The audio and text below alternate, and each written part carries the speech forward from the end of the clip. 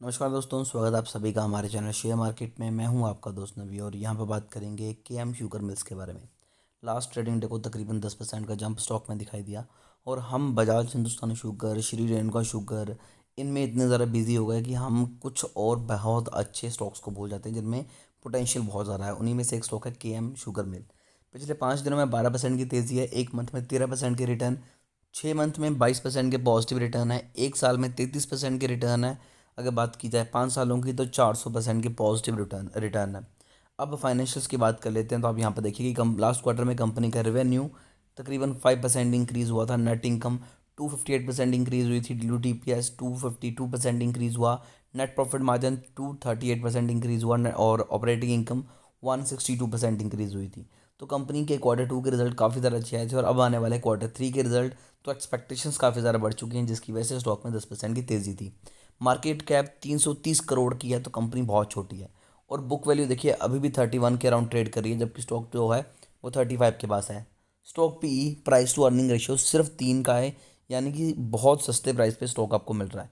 Return on capital employed 8.84, यानी कि तकरीबन अगर हम राउंड फिगर में लें तो 9% ले सकते हैं। रिटर्न ऑन इक्विटी अगेन 9% के अराउंड है। कर्जा कंपनी के ऊपर 125 करोड़ का है और रिजर्व में कंपनी के पास 275 करोड़ पड़े हुए हैं, तो ये भी एक बहुत अच्छा साइन है।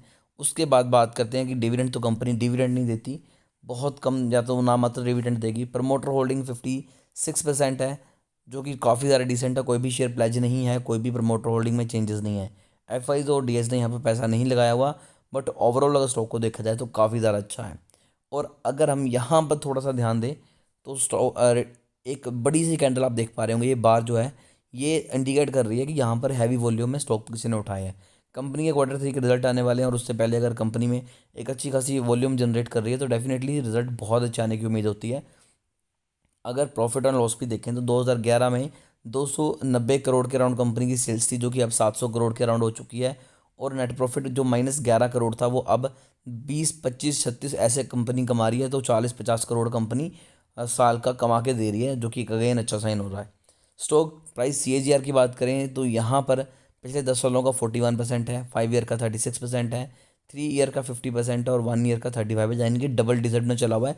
तो आपको कंपनी रिटर्न भी अच्छे निकाल के दे रही है। और इन्वेस्टर्स की बात करें तो 64% की होल्डिंग थी 2021 में, तो यहाँ पर अब है 56.51। तो यहाँ पर प्रमोटर होल्डिंग कम हुई है, ये एक मेजर इम्पैक्ट डालने वाला है। और एफ ने भी अपना पैसा यहाँ पर निकाल दिया, कब? 2022 में, जब प्रमोटर ने अपनी होल्डिंग कम की थी।